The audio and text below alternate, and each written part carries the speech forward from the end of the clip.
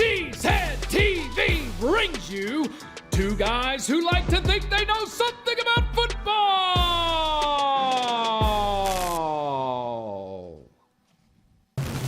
Good evening, everyone, and welcome back to Packer Transplants Live. I am Aaron Nagler, and with me, as always, is my co-founder, Mr. Corey Behnke, joining us live from Green Bay, Wisconsin, across the street from Lambeau Field.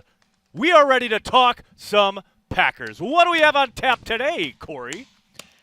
Later today, we celebrate our 200th episode of Packer Transplants Live with the head coach of the Green Bay Packers himself. That's right, Matt LaFleur will be joining us later on the program. But right now, it's time for the good, the bad, and the ugly. We got the good. We got Robert Breakout Game Tonyan.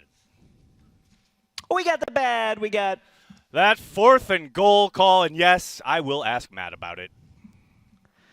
We got the ugly. We got all the talk about the wide receivers. Can it just die already? Corey Behnke, how the hell are you, buddy? It's never going to die, nigga. I know. I'm good. It's like something out of Game of Thrones. What is dead will never die. I hear you, Matty. I hear you. Yeah, it just keeps. Well, I don't actually help by like regurgitating old tweets. I didn't want to point that out. I didn't want to point it out. I just got to get it out of my system. It's like it sits in there, It's like this April, there's all this April, gas inside that's just like, I just got to get out of there, I feel you, man. I feel you. It is what it is. I'm sure it won't go away. As Packer Ranter so eloquently put it on Twitter, Brian Gutekunst will be on a podium during the Super Bowl after watching his team win the game, and someone will ask him, inevitably, what do you think you could have accomplished if you had drafted a wide receiver? I mean, that day is coming. Yep. So I look forward to it. Let's talk some Packers news, Corey. I got some news for you. Here we go. I got a hot tip for you. Right. The Packers are 4-0, baby. Come on now. Wow. What do you think of that, 4-0. Behnke? Woo! Woo! 4-0 going in the bye week. I like it. I'm all for it. I don't What's not think to like about many it? people. Did you literally just start drinking a beer? You asked me a question and then you drank a beer. That's so works. Nagler. That's so on brand. That's how we work. That's like the most That's how I on brand roll. thing you've done this last month. Corey, let me tell you something. When I ask you a question, I expect perhaps maybe a sentence or two to be coming at me in response, which gives me time to sip you know better. my beverage. To sip my beverage. You know better. Well, it was really funny. For those of you that watched the watch party, I actually got to talk on Drew and KB, and I didn't even realize I was a little deer in the headlights, and then Nagler's like, Corey, what do you think? And I'm literally trying to formulate I'm like, okay, and I've got Nagler's negativity on the defense living in my brain. I don't know what you're so talking I'm about right now. punching through the surface. Here's me punching through the surface of the ice to say, no, Z had a game for the ages. It was a good one. It wasn't for the ages, but it was for this age, and I really enjoyed it. And I enjoyed it so much, and the NFL enjoyed it so much that he is the Defensive Player of the Week. So For the that's NFC. Yes, the NFC nice. Defensive Player of the Week. No doubt about it. There is only the NFC, Nagler. Come on. What kind of show are we doing here? Come on. I don't know. That's a fair If Matt point. Flynn if Matt Ryan sucks, Right. then there's only one. Oh. The music in the tailgate room just turned on. What are you that doing? was hilarious. We're off the rails already. I just pushed play. We're like 8 minutes into this thing. It's We're over. totally off the rails. I love it. Yeah. Okay, we got to talk. It is news. It is about Packers news, and there is some unfortunate Packers news, and that's Josiah Deguara. He's out for the season with an ACL injury. You heard Matt yesterday talking about how it was pretty bad, and then Rob confirmed that it's season-ending. Feel for the kid. You hate to see it. He looked really promising in week one. What I hate, is that he was so, it was so tantalizing to see him working downfield in the passing game. You saw him really show up in the run game as a blocker in week one. And then, we missed him the last couple weeks, but then he finally gets out there on Monday night, and they're at the end of the game. It's literally happening on a punt. And then he gets rolled up on, and he tears his ACL. You hate to see it. It's the absolute It really sucks. Really sucks. Really sucks. The other, I don't even know if I categorize this as bad news because the guy clearly doesn't want to come to Green Bay. But the other news today is Snacks Harrison, who Packers fans have been pining for, I say pining for, has agreed to terms with the Seattle Seahawks to be on their practice squad. So there will be no Snacks in Green Bay, Corey. Dude, he was just using us. He was just using us. You think? That's the whole play. That was the play from the beginning. And everybody said that. It's like all these people were like, "Oh, what do you think about Snacks?" How many times did somebody ask you the question, "What do you think about Snacks?" About a billion%, and I'm sure it will never stop. But it was clear. I mean, if anybody had paid attention during the offseason, when Ross, former Cheesehead TV writer, had put out there, and current Packer Report guru, had put out there that they made a offer to Snacks this offseason. And he hemmed and hawed, told me he wasn't interested. The word on the grapevine is that he doesn't want to play in the cold. And, of course, Green Bay does tend to get a little cold. So, Seattle That's okay. We'll see gets him. cold, we'll but it see gets him rainy. in the NFC Championship. I can't wait until he has to come to Lambeau and play in the cold in the playoffs. So much. There you go. Can't wait. NFC Championship. Cannot Lambeau. wait. The other unfortunate news, is Reggie Beglington, who was a great story coming out of the Canadian Football League, was with the Packers in camp, and then finally got signed to the 53-man roster for Monday Night Football. He was released. However, fun ending to that story. He was signed back to the practice squad earlier today. So, obviously, they can keep him around, probably bring him back up one more time if needs be. But, hey, he got involved a little bit, got his feet wet. Congratulations to Reggie on getting his first kind of action in the NFL under the lights in prime time. Not bad, kid from Canada to come on and show up on Monday Night Football. That's kind of fun. Should we talk about the offense, Corey? Should we talk about the Green Bay Packers I'm offense? Down. You down for that? You lost me talking about a Seattle Seahawk. I was like, yeah, I can't handle all this like Russell Wilson. It's like, oh my God, it's like the Russell Wilson Aaron Rodgers battle from hell. And it's I love it. I love Seattle, it's ridiculous. Yeah, it's ridiculous. A little ridiculous. I mean, Russell Wilson is pretty damn good. He's really good. He's really good. But so he's not Aaron Rodgers. You can't really dismiss it, though. You know what I mean? Like, he's balling out. Like, it's hard to say, obviously he's not Maybe Aaron if I Rodgers. went to Wisconsin, I would feel better right, about it. But right. he's just not Aaron Rodgers, I feel you. He's just not. I feel you. So let's talk about Aaron Rodgers. Let's talk about Aaron Rodgers being absurd. Aaron Rodgers is absurd. Ridiculous. I mean, what this freaking guy. And I know we'll talk about his comments on the McAfee show later in the blogosphere segment, so I won't belabor that. But I did love his comment, as has caught fire across the internet. I used a spoof of it for Packers Daily this morning. My down years are a career year for most quarterbacks. I mean, he's only talking truth right there, right, Corey? Yep. I mean, yeah. Well, it's funny because, like, last year, if you look at it, everybody's like, oh, it's his second down year. But he's right. I mean, he's right. When you look at his stats across the board, like, what quarterback wouldn't love to have those stats from any year except for year one or year two? I mean, and maybe. to throw 2 interceptions last year in a new system, that's pretty damn impressive. And he's on his way to no interceptions. As Mark Tauscher tweeted out, the Packers are on pace to have 0 turnovers this year. I love turnovers, it. yeah. And part of that. But, yeah. Oh, hey, we're flying in graphics early. I love it. All right, let's talk about Robert Tonyan's breakout game. How about that action? Come on now. Okay. How about Robert Tonyan? I mean, we've been waiting. How long have we been waiting for this? About 3 years. I feel like we've been. About 3 years. I feel like on this show we've said Robert Tonyan's about to have a breakout game, probably 15 times. Maybe a couple times. I'm here for it. I'm here for it. I was here for, George Kittle with his tweet. I was here for. I'm here for the haters, Nagler. I'm here for the haters. And there are plenty of them, no doubt about it. And I get it. It's like, show me what you got. Well, we're showing you what we got, and what we got is a pretty amazing running back core that's only going to improve every week, which gets discounted like nobody's business. And the tight ends coming into their own, and that no doubt. Deguara, it really is a bummer because you could see that. You could kind of see where they're trying to go with Mercedes Lewis, and his blocking skills, and seeing where Tonyan coming, and now where's Sternberger, right? Like, are we going to get some of that? Are we ever going to see any of that goodness? I'm ready for that too. Joey the Jaguar says Corey is always here for the haters, and that is correct. Corey lives for the haters. Like, the haters are like fuel for Corey. Like, they drive him. They fuel him. Speaking of fuel and driving they don't drive me. They just annoy me like gnats. They're like gnats. There's like a beautiful sun coming out behind you. That's amazing. Like the old adage of Wisconsin, you don't like the weather. Wait a minute, it's coming true right there. Wow. A striking vista. Yeah, well, you know, we basically for the outside games, we could have done this one outside, but for the outside stuff, we're on the same spot, right? So the sun's just going like that over time. I love it. Let's give another Corey some appreciation. Not Corey Behnke, although he deserves much appreciation. Let's give it up for Corey Linsley, shall we? Can we talk about He Corey deserves way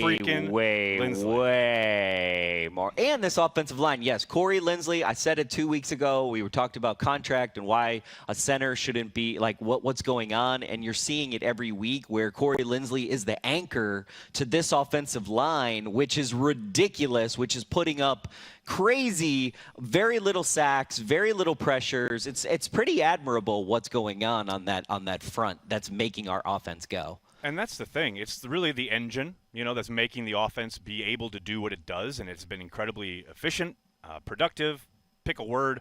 But Corey, here's my thing. You look at the fact that he was on the injury report early in the year dealing with a sprained thumb, right? And then he pops up on the injury report on Friday with that groin injury. Man, I don't want to be messing around with no groin injury when I'm playing football, but there's Corey Linsley out there on Monday night, moving fools, protecting the franchise, making the calls, making the checks, doing everything necessary. And, it's just another ho-hum game for Corey Linsley that no one's ever going to talk about except for us. Because this guy is amazing. I love him. I hope they find a way to keep him. I don't want to live in a world where Corey Linsley isn't the center of the Green Bay Packers. That's what I'm talking about right now. I don't think it's not. I don't want to think about it. I don't want to think about it. I don't want to think about it. Exactly. You kind of got to. It's one of those things. Corey Linsley and the center position of the Green Bay Packers is one of those things you take for granted until it is not what it typily is, right? I mean, and here's the thing too. Remember when they went through that sad. string? You remember when they went through that string, like where they had after Scott Wells left, and they spent they had years in a row with different centers, and that gave us the Jeff Saturday experiment, which ended with Jeff Saturday on the bench. Jeff Saturday on the bench and in the Pro Bowl. That was what was amazing about that year is Jeff Saturday got benched. Yeah, well, that and then just was shows the starter in the Pro Bowl. That's more of what the Pro Bowl. The Pro Bowl is just like the prom, It's like the homecoming queen. Yeah, exactly. Yeah. But yeah, Corey, J.C. Tretter. Rogers was talking about J.C. Tretter on the show yesterday, which I was like, man, when was that? That was remember when Corey was a rookie, he got the start in Seattle that first game because J.C. got hurt. And then the two of them kind of went back and forth because the other guy got hurt, and then Corey just kind of took it over. Gotta love it. Got to love it. Oh, hey. Oh, look at that. I got a link. Amazing. People coming at me. I hear you beeping. I know. Well, that's because people are throwing me links. And I'm hooked in so we can hear the head coach of the Green Bay Packers when he calls in. Oh, although, Corey, we were saying, is he going to Larrabee us? Is he going to Larrabee us? Come on. We've got, now it's 5:18 Eastern. Now, I want to let's play some odds here. What do you think the chances are that he Larrabees us? And to those of you who are unaware, high. Way back in the day. Okay, K2SO.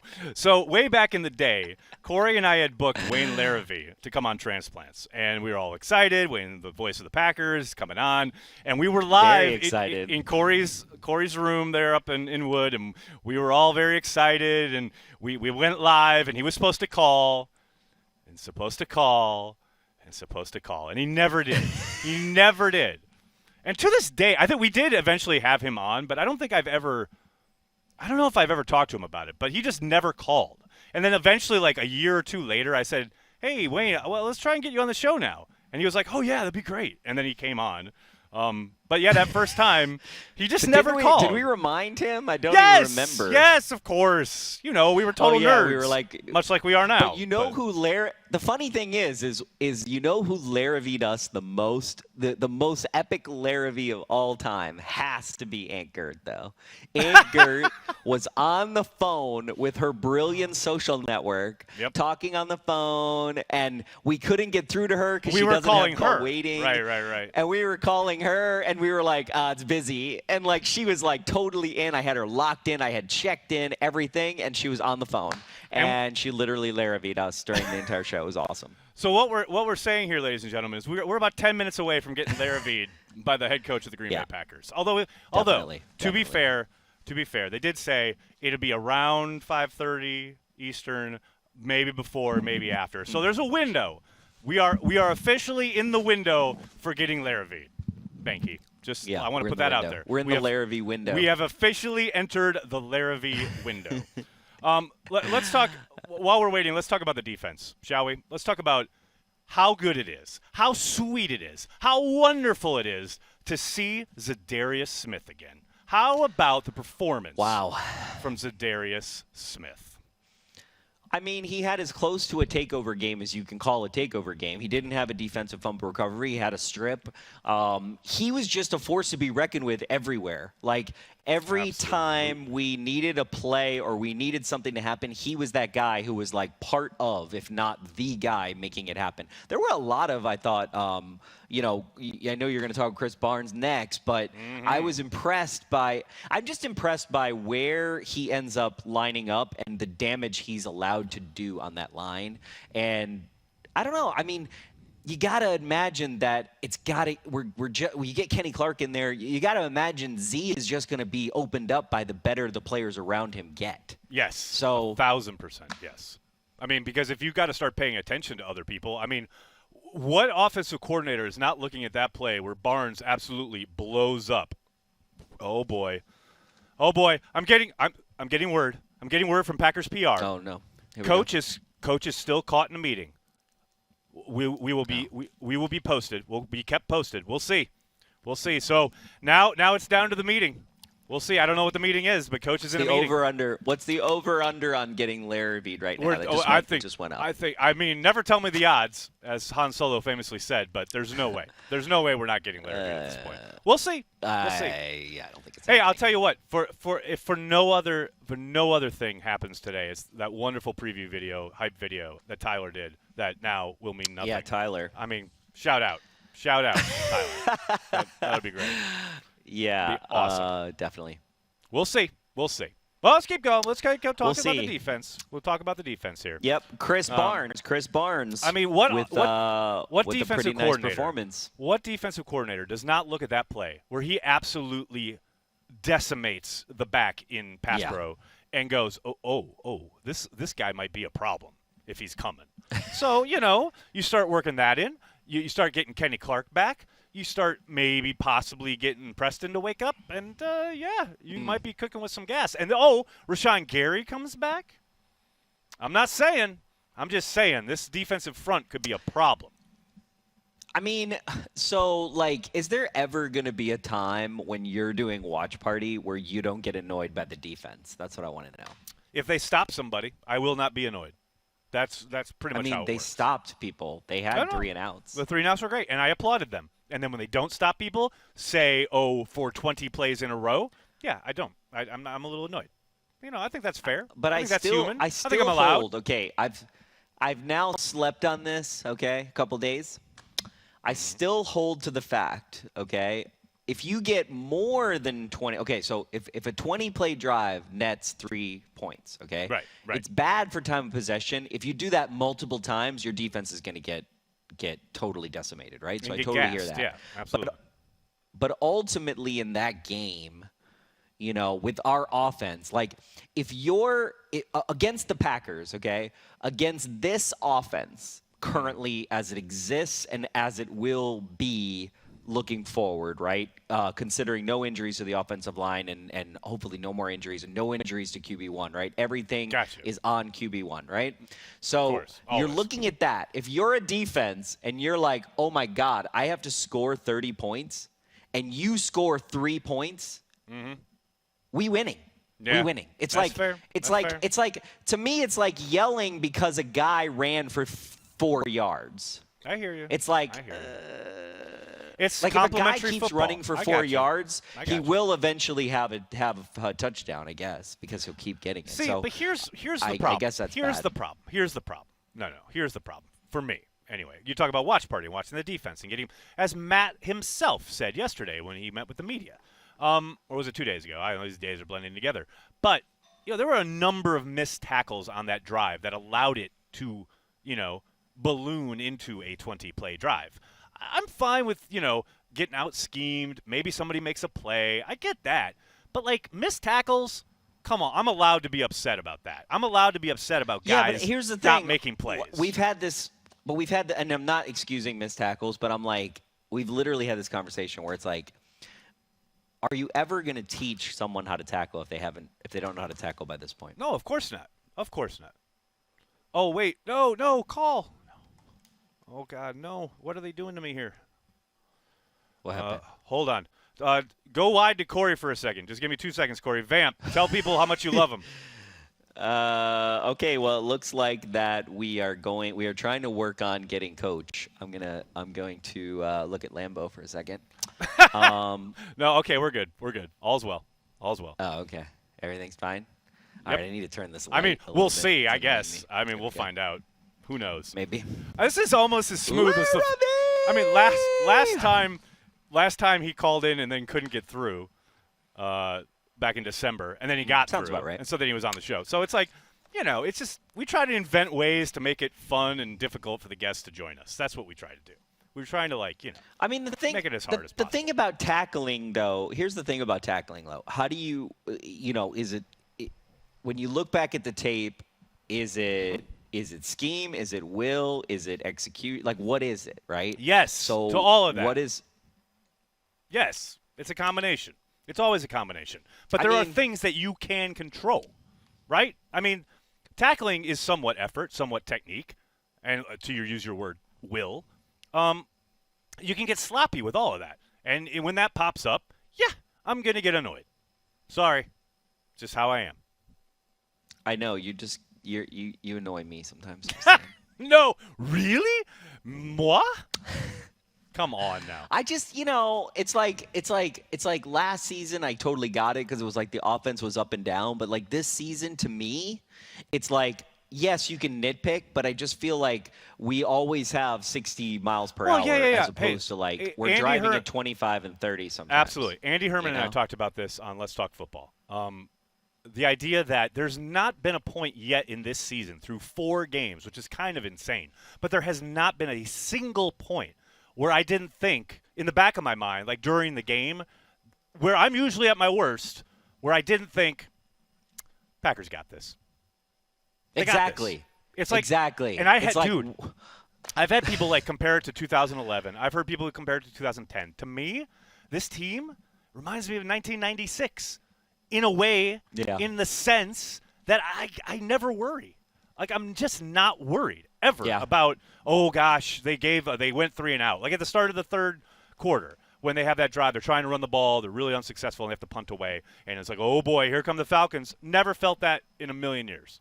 It's like, okay, next time we go, we'll unlock this, and they did, So there hasn't been a moment yet where I've gone, oh boy, oh geez, here we go. There hasn't been a moment, and to me, that's like like 96, because with 96 we had all these expectations. They were on the cover of Sports Illustrated. They were supposed to be in the Super Bowl, so that was an added pressure. But that team was so good that you just never felt anxiety about it, and that's where I'm at with this team. It just didn't have those kind of expectations coming into the season.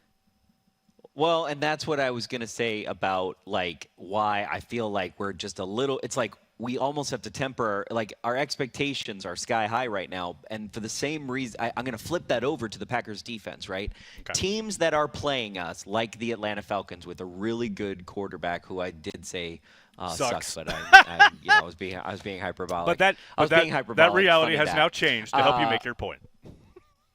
Exactly. Exactly. Seeing when you have a guy with a gun to his head, right, who's a really good quarterback, and you got a coach with a gun to his head who has a really good quarterback, they don't really care, right? They can pull out any stop, they can pull out anything. You would think that at some point the defense would get a little bit more turnovers. You saw that later in the game, right?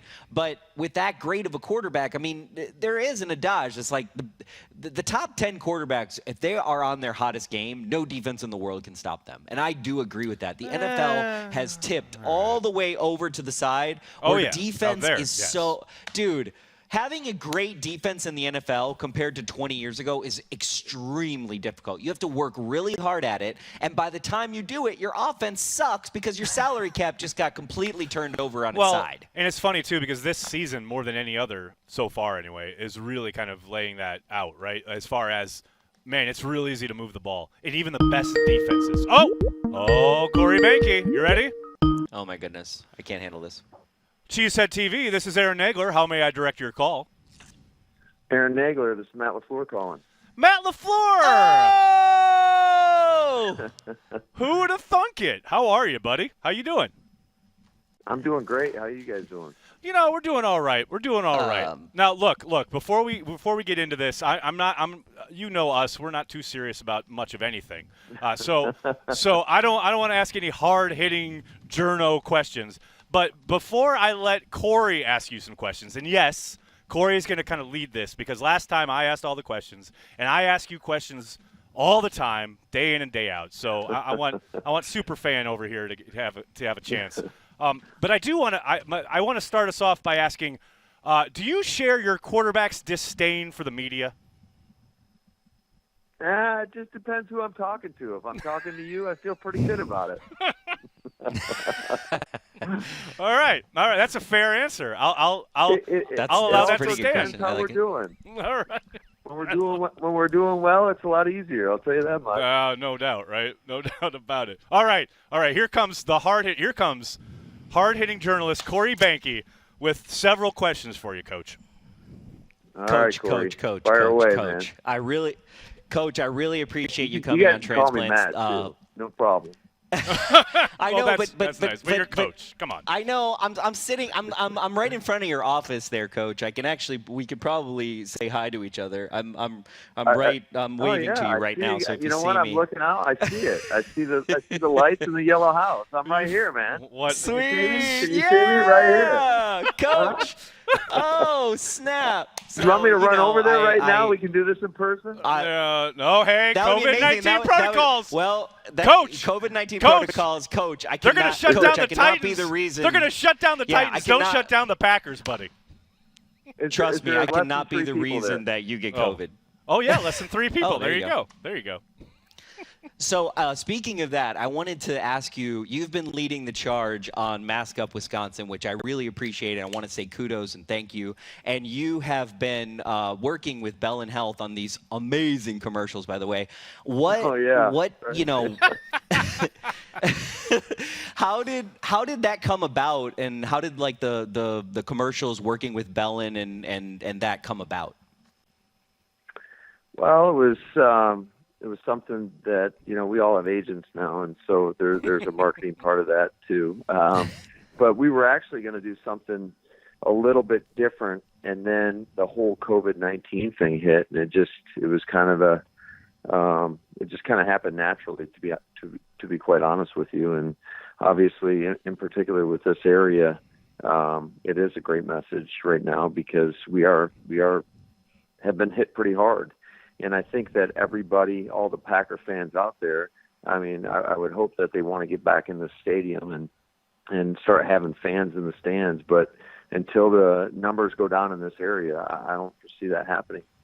And I'm obviously not the one making those decisions, but I think that if the numbers do go down, there's going to be a much greater chance of having people back in our stadium. Definitely. And kudos to you for being a leader in the community. I just want to say that. So speaking of commercials, okay, Coach, who is a better actor, you or Mike McCarthy? No, come on. I can't answer that. I'm never going to say myself. Come on. I'm going to say it for you, Coach. You're definitely. All right. Here we go. We got a serious one for you. Okay. So in your Cellcom commercial, okay, what was it like? I want to know, what was it like? I wouldn't have came on here if I knew it was going to be all this commercial talk. Those are not my proudest moments. No, but it's great though. I just want to get you out. I want to get you out of the the craziness of the media. So what was it like to throw a pass to Super Bowl champion Antonio Freeman? Shoot, I wish you guys could have seen some of the outtakes. I think the first pass I threw, because the ceilings there were pretty low. I think I almost shattered the light. I was not a pinpoint passer. So I've tried to pride myself on being pretty accurate, but the first few passes were really rough in that setting. Was it like embarrassing or was it fine? Oh, you were like, yeah. It's fine. I'm the coach of the Packers. Yeah, I'm a football guy, and I like to take pride in being accurate and being a former quarterback, you think you could basically throwing a Nerf ball across the office, and I think the first two actually hit the lights that were hanging above. That's hilarious. All right, so out of commercials, sorry. I know you're never going to want to talk to us again, so apologies for that. But I had to know because I love those commercials. So I want to know, what are some insights that you take, that you use today that started or were informed by your time as a quarterback for the Omaha Beef? Absolutely nothing. I'll tell you what,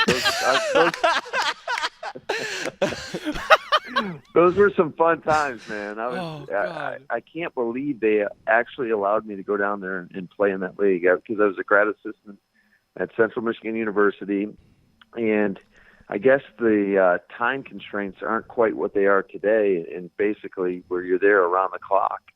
So, I remember I got a phone call and asked if I'd go play, and Coach Kelly, I went and asked him, and he allowed me to do it. And so I think I was out there for like a month or 5 weeks or whatever, and it was a great time.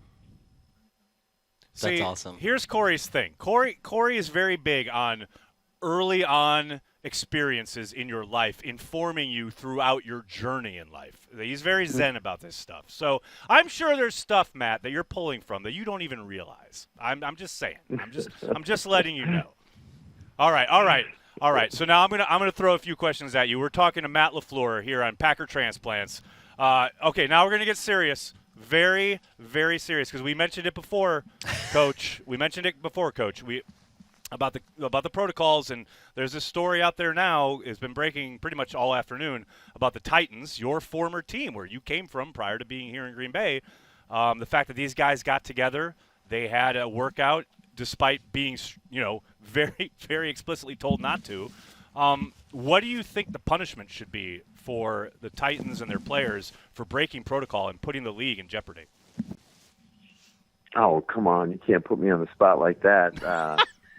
It's just, I hope, my biggest thing is I hope our guys continue to be responsible and we don't bring that stuff in this building. And unfortunately, it has been a part of a lot of teams. And that's just, I don't think it's necessarily anybody's fault. I mean, we're in a pandemic, and a lot of people around here, can get it easily. And whether it's you get it from your kids, I don't think you have to be doing necessarily irresponsible things to become a victim or become infected with this virus. I think it can just pretty much happen to anybody, anywhere. And, unfortunately, if we do have an incident, we got to make sure that we follow the protocols that are set forth, because the last thing that anybody wants is for this whole operation to get shut down. The players, coaches, fans, I think everybody, that enjoys football, everybody wants to play, and that's why we got to make sure we continue to do and try to be as responsible and safe as possible. Very much agreed. All right, let's kick that. We'll punt on that. We'll have J.K. Scott boot the hell out of those questions, and let's get to some football. All right, so this is the part where I blow smoke up your ass, because, look, they put up that feature, that graphic on Monday Night Football, which is pretty striking, where you are mentioned in the same breath as Paul Brown. You talk about last year they're comparing you to Vince Lombardi. This year they're comparing you to Paul Brown. I mean, I know you are Mr. Go 1-0 every week, do your 111th, blah, blah, blah.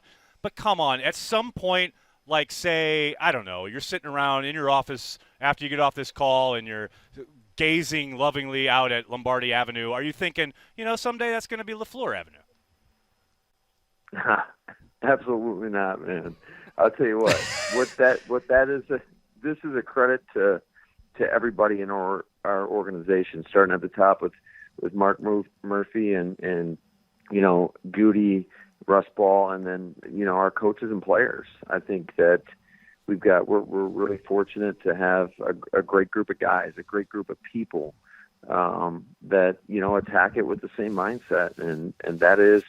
And I know you guys like to give me a hard time about this, and it's cliche as hell, but we really just focus on what's in front of us, and that is trying to get better every day and going 1-0. And I think that's served us well up to this point, and there's no reason to change that. And, but ultimately it comes down to our players being able to take whatever it is that we come up with as coaches and going out there on the field and performing at a high level. And we've got a lot of selfless guys that own their roles and excel at their roles. And, it's translated into a lot of wins. Yes, it has. So now that I did that, I asked that. Like I said, I blew smoke up your ass, and you gave a very diplomatic, very, very good question. Now I flip it around because look, I know I see your little furtive glances off to Packers PR whenever I put you on the spot regarding the blown timeouts or the fourth down call. So here's my question. I just got to keep you honest, Coach. I'm just trying to I don't want to make it too easy for you post game. So here's my question. You've had Aaron Jones fail on a 4th and 1. You've had Jamal Williams stopped on 4th and goal. When are you putting Big Boy in there? When is A.J. Dillon going to get some love in these short yardage situations? He's the next man up. Right? That's what I'm saying. I tell you what, there are a couple of those 4th downs that certainly, weren't the best play calls. And, it's there hard. You go again. Put it all on you. I know your game, LaFleur. Well, it's true. Go back and watch that 4th down. I have. And you're right. There was You're right. Zero chance at that play being successful. I mean, they were on all-out pressure. Shoot, I wish we would have handed it to the guy to Marquez on that fly sweep, because they didn't honor it. And, right. That is what it is. But they just got to give credit to the Atlanta Falcons in that situation. And, they had a better call than we did. Speaking, you mentioned the sweep, the jet motion, the orbit motion, whatever anyone wants to call it. It's interesting to me, and I wanted to get your kind of explanation, I guess. We see a lot of it early in games. It's clearly part of the game plan, the early part of the script, what have you, but it seems to not disappear, but you seem to use it a lot less as games go on. Is that just a product of these are the plays that we've practiced and or put in the game plan, and then as the game goes on, we're just calling stuff that maybe doesn't have as much motion and jet action in it? Yeah, I think it's all just dependent on the flow of the game. I think if you go back to week 1 versus the Vikings, that definitely showed up throughout the entire course of the game. But to your point, yeah, there's no doubt at times that it starts to taper off, and so I just got to be mindful of trying to do and continue to do what's been working, and not just assuming teams are going to make the necessary adjustments until they actually stop it. Right. Well, that was the thing in week 1. It was funny because you did go back to it a bunch in Minnesota because they couldn't stop it really. Okay, so. This is one of the last ones. I'll let Corey ask one more if he needs to, but we're talking to Matt LaFleur. I thought he was going to dominate this. Oh no! Well, he did, but then you shot him down with the commercial thing, so now he's all nervous. Coach, Coach, here's the thing. I am the super fan. I love that you're here. I think more about like the personal side and like the players and the coaches and the community here. Mm-hmm. And I'm not the news guy or the analyst guy. I'm more of I love being here. I love this community, and we really love that you're here. And that's my question, right? That's a terrible question, so I'm sorry. Well, I appreciate you guys having me. Shoot, I wish we could do this in person again someday, huh? Or someday it'll happen. Hey, here's the thing, Coach. This is always our thing. We're not going anywhere. We were born Packers fans. We'll die Packers fan. We'll be here for, when you have your retirement ceremony after you've won 5 Lombardis and, they name a street after you. Whoa. We'll We're do just one trying of to these go to again. 5-0, Aaron. Hey, you worry about that. I'll keep worrying about your legacy. All will be well. It'll be great. Matt LaFleur joining us on Packer Transplants. Coach, thank you so much for the time, buddy. Hey, no problem, guys. You guys be good and stay safe. You too. Talk to you soon. Thanks, All right. Coach. There you go, Matt LaFleur on Packer Matt Transplants. LaFleur is awesome. Yep, there it is. Title of the show, Matt LaFleur is awesome. We should play that again. Wait, Rob, play that again. Here we go. Ready? Let's play that again. Got it. He's not playing it again. Play Matt it. LaFleur Yeah! is awesome. I'm just giving him a ringtone. No, wait. Matt Wait a second. Is awesome. Wait a second. I love it. What I happened? talked over that first take. You talked over the second take. Okay, let's both be quiet, and Rob, play it one more time. Okay. Matt LaFleur is awesome. I mean, that's pretty great. The head coach of the Green Bay Packers talking, hey, why don't you turn around and wave to Coach? Like, say hi. Hey, Coach. That's crazy. He knew where I was. I know. He was like, You because totally you get all these saw it. lights. That was he was like, oh, awesome. yeah, I see you in the yellow house. I couldn't see him, but then I don't think there was a light on him. But, yeah, now I definitely – That was when I look out hilarious. this window, I always think of Coach. I'm like, what is Coach doing right now? Yep. Is he, Yep. like, doing a play? What's great is is, he like- thinking about the next play for Bob Tonyan? When I was Is he thinking there, about – when I was there for Sorry, training go ahead. camp, I would sit on the after I do Packers Daily and blah blah blah. I do extra cheese. I'd be on the deck, and the sun would be going down, and I'd have a beer, and I would always wave. And I know he probably didn't see me, but he might have seen me. I know Wes did. So always got to say hi to Coach. Got to say what's up. Yeah, Wes sometimes takes pictures, and he'll be like, I see you. And I'm like, dude, you're creeping on me. That's weird. Wes weird, will buddy. put you on his Snapchat sometimes. So just be on the Yeah, he'll be like, just oh, you be got- wary. Just be wary when you're on the Yeah. deck. That's all I gotta say. I love it. I love it so much. Hey, let's a big shout out to Matt LaFleur for coming on. That was amazing. Matt LaFleur. He is way Putting too up good with to my us. nonsense, especially. He he's- really is. He's way too good to us. Really That- appreciate the was- Packers helping us out, and it's doubt. awesome. Hey, yeah, let's give a shout out to Jason Wallers. Let me just give a shout out right now. Is he Because watch? I don't think he watches this show. He doesn't I don't watch think the he show, watches. but I do want to give him a shout No. out for posterity because we are being recorded. I don't know if you know this, but so look, when Mike McCarthy was the head coach, we went back and forth so many times, and I did finally interview Mike at the combine, like in a hallway, right? But we always talked about getting McCarthy on Packer Transplants, and it never happened, ever. And now Matt LaFleur's been on twice, baby. So Matt LaFleur is clearly the better coach. I mean, that's all. There you go. But and shout out to yeah. Jason Wallers for making it happen.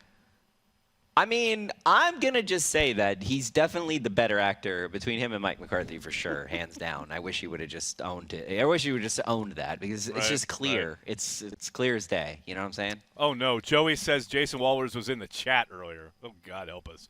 All right. I think it's time for Blogosphere. Rob, why don't you do the honors, buddy?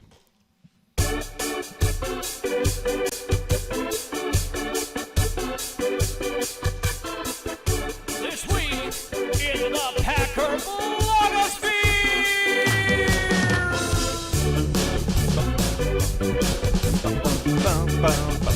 That's right! It's this week in the Packer Blogosphere, the return of that venerable series. This week, the head coach of the Green Bay Packers appeared on Packer Transplants. Okay, good night. Okay, no, I'm kidding. All right. So I do. Okay. A lot of times in this segment, we take people to task. We're very negative. We're very cynical. We are very argumentative, and we attack people. And lots of times they deserve it. Every once in a while, maybe not. But I wanted to lead, and we'll get there. Don't worry, dear readers and listeners and viewers. We will get there. These people have not been spared. But I do want to start with a shout-out to Game On Wisconsin and their Jamal Williams yes. Basically, charity drive. It's the Jamal Williams show. They do it every week. I'm going to throw up the link to this GoFundMe because it is absolutely awesome. Yes. What they're doing is so great. So they have Jamal Williams on every week. The Swag Bag Giveaway is a program that gives toys and bikes to underprivileged kids around the holidays. I mean, how can you not get behind that? So I'm throwing that up in the chat right now. That's the GoFundMe link. Please, if you can spare anything, please give to the Jamal Williams Swag Bag Giveaway. Shout out to Game On Wisconsin. That is awesome. Love that you guys are doing that. Yep. Mad props. He's so great. Oh my God. He's so great. Oh my God. He's phenomenal. He's phenomenal. And he's great in that gig, in that show. Like I was watching a bit last night and they were like, he's so easy and fun to talk to and just perfect. He's just fun. Perfect. He's so fun. He's just a fun dude. Oh my God. Like his I media even imagine availabilities when are he's the best. The best. Oh my goodness, The they're best. so great. And I imagine even when he's in a bad mood, he probably still gets people hyped. So yeah, he probably starts getting mad and then he starts dancing and it's great. So it's pretty great. It's great. Okay, now that we've been nice, let's talk about QB1 and the media, shall we? Corey Behnke? QB1 is right, okay? QB1 talking that trash about the media. Some of you follow me on Twitter. I'm sorry if you do. Yep. But some of you follow me on Twitter earlier during training camp, okay? I was on Twitter, and I took a certain beat reporter to task for what they... You took umbrage! I took some umbrage, and... I wrote some things down, Nagler, but I think it's interesting. I personally feel like there has been this, there is a journalist and then there's a columnist, right? And a lot of this is Aaron Nagler's fault in this community especially, but it was a trend that was happening that, honestly, I'm just joking when I say that it's Aaron's fault, but, what happens is we live in a world where everyone wants their opinion, right? But the old school journalism, what people have been taught as reporters and journalists, is to be objective and not have an opinion. The problem with Twitter and the problem with the world we live in is that there's no way you can be both. You have to be both. It's impossible to be one or the other, is my point. You have to be this hybrid, right? The world has forced you. So Aaron Rodgers is 100% right when he says, the media literally just takes something. I learned this at the Super Bowl. I've talked about this on the show. It was very eye-opening for us when we had press passes. I was a photographer for the Super Bowl XLV. And it was eye-opening to see Tom Silverstein and all these beat reporters and people that I had kind of grown to respect and read because I was a voracious reader at those times of the Packers. And what was fascinating when you pull over the veil is not that these people are not hardworking, professional, amazing human beings, right? What's amazing is how much of a herd they are. One person says something, one person picks something, and that becomes this narrative thread that moves forward. And it's literally by choice. It's not that's the thing, right? It's this game where someone decides, and in the national media, it's some people decide that the narrative's going to be this thing. So they push that thing, right? Because they're trying to get views, they're trying to get, it could be anything. Like Aaron Rodgers said, he's like, they don't read the whole paragraph of what he said. They pick apart the little sentence and they turn that into a meme, and then all of a sudden Aaron Rodgers is an asshole, or Aaron Rodgers is this, or Aaron Rodgers is this. And no matter what he does, what I love about what he did yesterday and I love the show, Pat McAfee's show on YouTube. If you don't subscribe already, you're not watching it, you should be watching it. I hate to pub another show, but at the same time, it's like I'm watching that all day. I've been getting everybody hooked on that. I know everybody watching the show watches that.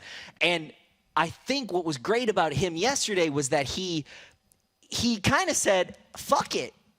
They're going to say what they're going to say, so I might as well say what I want to say. And I thought that was great. It's put your marker down, do your thing, because they're just going to keep doing that. I love that he went after Matt Schneidman a little bit, because it was kind of like he didn't say hard count. Like that and I don't want to beat up on Matt, because Matt does great work, and I follow him. I do follow you, Matt. I do follow you now on Twitter. I finally decided that you have great content. It's my own problem. It's not yours. You had great content. It just took me a long time to figure it out. So, I'm there with you, buddy. But at the same time, there is a classic example of a reporter versus not a reporter, right? If you're a columnist, you're trying to push this meme of that he said hard count and tried to do this thing. Oh, where are your sources? Where is your second source, right? You didn't know. That's a columnist. That's an opinion, right? You had an opinion that you heard this thing, right? Which he clearly didn't say. But now you pick that apart. You got 50,000 followers. It's not that you weren't objective, Matt. It's that you've chosen to push this narrative, and now everybody's going to follow it, and the only person who can say that didn't happen is Aaron Rodgers, which is what he said in the show, where he said, J.C. Treader had said shit because he snapped the ball over his head. And Aaron Rodgers was the one that the media said, oh, Aaron Rodgers said shit on camera. And he didn't. And it's funny, think about all of the times if we didn't have Twitter, right? If we didn't have these athletes who are going out as their own person and saying what they want to say about their life and who they are. Imagine the time it was before when you did have gatekeepers who basically got to push these narrative threads. Like what you're seeing now is this time where the narrative threads are getting pushed, but there's a push back, and you're in this middle area where you have to choose for yourself. As Aaron said in his show, you have to have a lot of different sources, and you have to choose for yourself what you're going to listen to, and really be skeptical of all the things that are coming at you. Did I lose Nagler? Nope.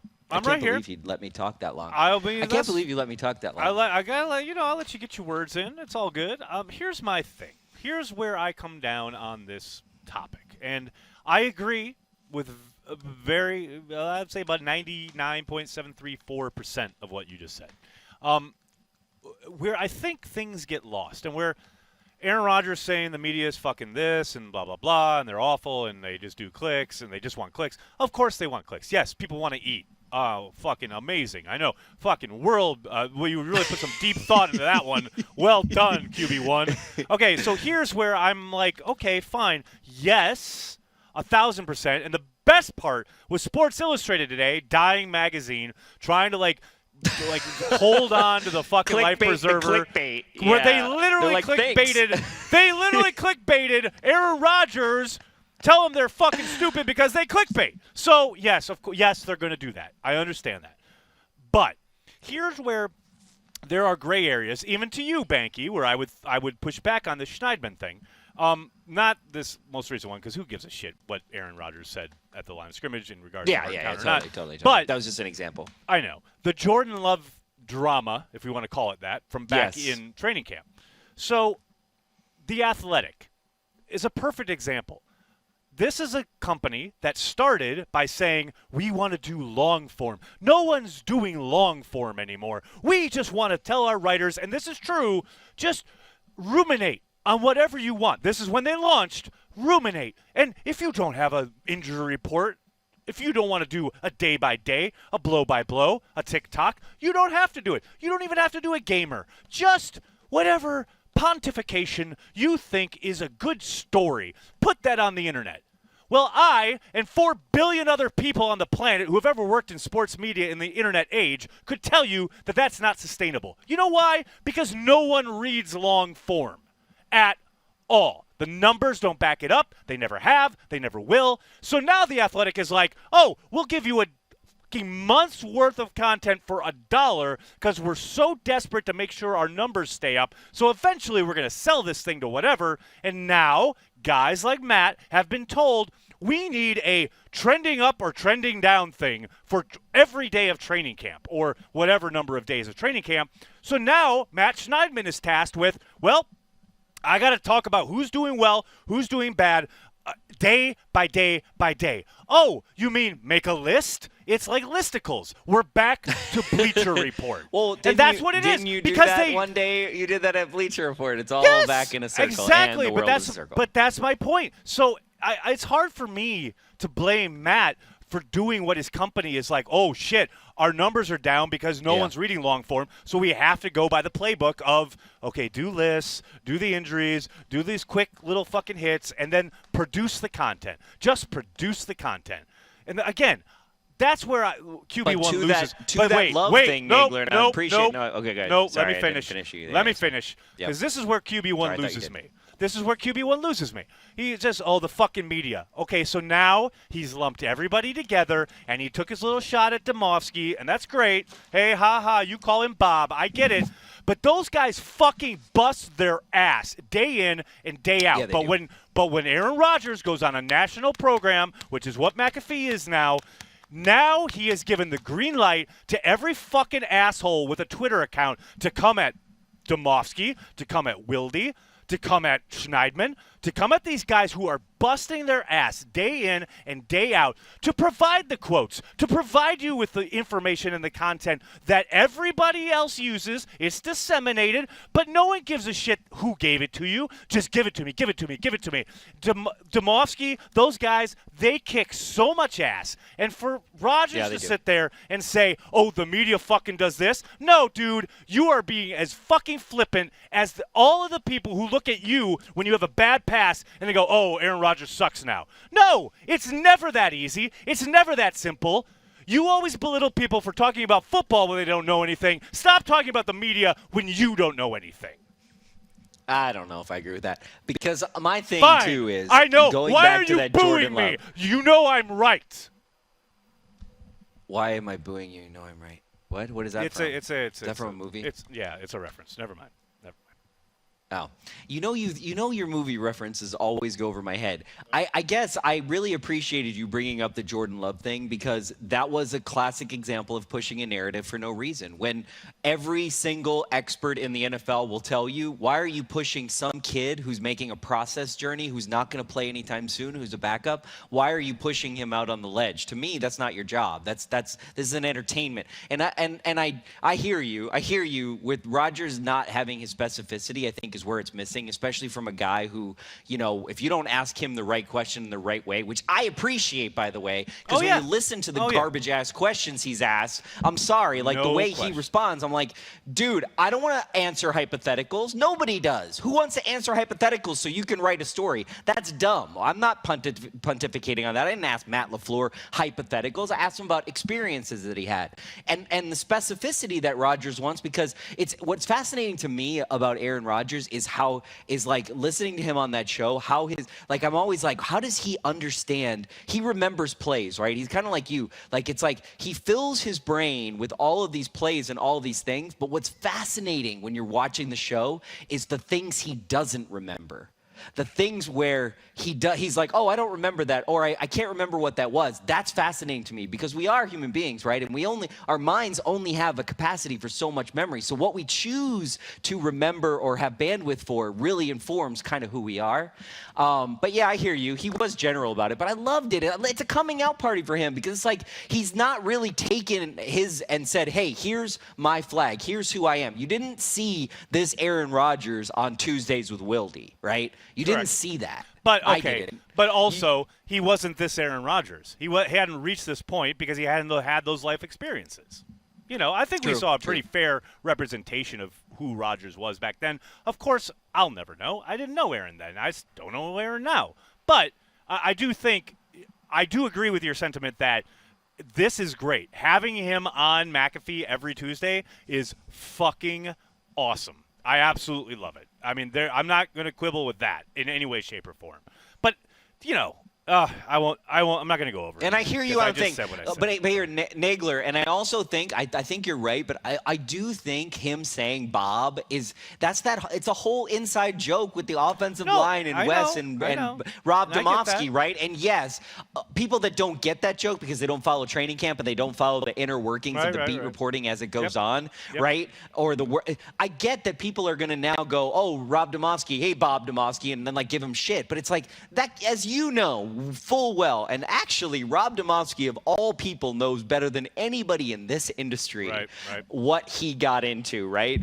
Rob Domofsky, the respect I have for Rob Domofsky is so high because that guy he is Teflon. He does his job and he is tough and that's amazing, right? Here's a perfect example of that. Like Rodgers right? was actually helping him, I feel like, when he said that. He wasn't knocking him. I agree. But here's what's funny is to prove your point about Rob is like how much you used to fucking go after him when we first started. Wait, was I the one that wrote an article that Rob Domofsky should be? What was the name of the article, Nagler? It was up for a long time. I don't remember. Rob Domofsky. You should flick him in the dick or something. I don't know. It was like. Yeah, it was like what? It was something like that. Wait a second. Well, I didn't write that. No, there was a headline we had like Rob Domofsky is an asshole or something. Now he's gonna be like. I just remember him saying, You wrote it though. I didn't. I don't know what you're talking. Yeah, because it's something you said. I don't know. I don't know. I think Rob Domofsky was the first guest we had on Transplants, right? No, I don't know about the first guest. He was one of the first media members. But to his credit, forever he came on and knowingly came on after we had ripped him apart for years. And then at the end of the interview, when you Corey, literally said, oh, we love your work or whatever, and he said, that's not what Google says, because he knows we just, like, rip them apart. Yeah, because the Google headline was, okay, it was your Google headline, by the way. I do want to give, Sean Winter has a great point in the chat, and I do want to give him a shout-out. Nagler, I think you're right, but can you imagine being the target of media trash for 16 years and not get bitter about it? As Behnke says, we're only human. He's gotten a lot of flack. I completely agree. I completely understand that. However, if, and as often happens, you are touted as this really well-thought-out individual, really smart guy, hyper-intelligent, one of the smartest guys I've ever seen, blah, blah, blah, all this shit gets said about Rodgers all the time, then don't you think you have the ability to differentiate and talk about what actually is the problem in the media rather than lumping them all together? That would be my only kind of quibble with that. But he did. He said that he likes media. He likes Pat McAfee's show, and he likes he picked which ones he liked and which ones he didn't. Yeah, I hear you. He's got to come on this show, and then we can tell him it's that never the media gonna happen, is not Behnke. all biased. Let me tell you, Behnke, the greatest shot we can have tell was him this that summer. the media is biased towards him. We're biased towards him. So there you go. Okay, let's keep going. Let's talk about the one other thing that I saw on the internet today, which I absolutely fucking love. Let's talk about this day, today in Packers history. Today in 1945. I love this. Rob, put this up there. I love this. Today in 1945, with four touchdown catches and 5 extra points, Don Hutson sets an NFL record by scoring 29 points in the second quarter of the Packers' 57-21 shellacking of the Lions. As a team, Green Bay averages 30.3 yards per completion in the win. Hutson scores 31 points and remains one of the 2 Packers to ever score 30-plus points in a single game. Paul Hornung did it twice. Hutson's 4 touchdown catches are not matched in a single game until 1993 by Sterling Sharp. That's how long that record stood. It's crazy.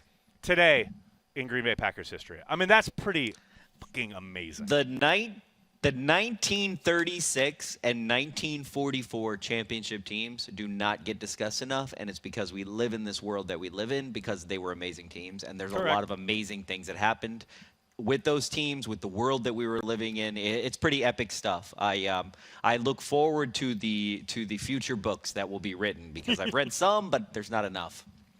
Yeah, very, very true. Sorry, just reading some comments.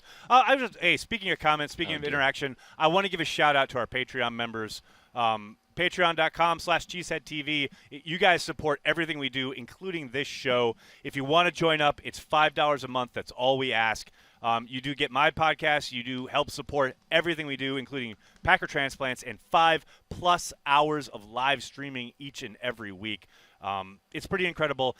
But, hey, if you can't, handle $5 a month, I completely understand. In this day and age, everything we're living through, cash is tight, money is tight, totally get it. But please do me a monster favor. Hit like on the video, subscribe to the YouTube channel, send your friends our page on Facebook, whatever you do. Corey, you got anything else for the fine folks at home? Are we doing the chats or what? No, we had some super chats. We had a few. I addressed it earlier in the show, but we haven't had a ton. Oh, you did? I think people are so kind of encapsulated by by Matt LaFleur and your rant and the gloves that we just haven't had a whole lot. So Got it. So let's. Yeah, no, I'm down. Bye week. Here we go. Right. Bye week. I wanted to add that. My last question to LaFleur was going to be like, "What do you do on the bye week?" But I kind of felt like he was going to be like, "I work," because if I was him, that's what I would do. Well, and plus now they're all shut down. They can't go anywhere. Like maybe they had a family trip planned, but so much for that. So yeah, I'm pretty sure you're right. I'm pretty sure that would have been the answer. Maybe he spends more time with his family. I hope so. God bless him. I Absolutely. hope so.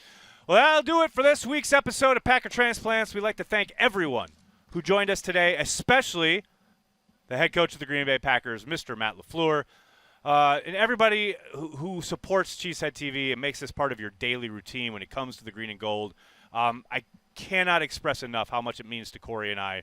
You guys are the whole reason we do this. We love it. You guys check in from everywhere. I want to give a shout-out to Matt Weir. Happy birthday, buddy. 40 years old today, you Matt old geezer. Weir. Old geezer 40. Matt Weir. The big 4-0. Big shout-out to Matt and to everybody who joined us today. I can't thank you guys enough. We are and will always be devoted to Green Bay Packers fans worldwide. I have a question, Aaron, for Aaron Nagler. Does he go by Packer? I see Packer Aaron sometimes writes on Cheesehead TV. Is that his? Does he go by that, or is that somebody else? Oh yes, yeah, that's me. Okay, That goes way back. I think when we started the site.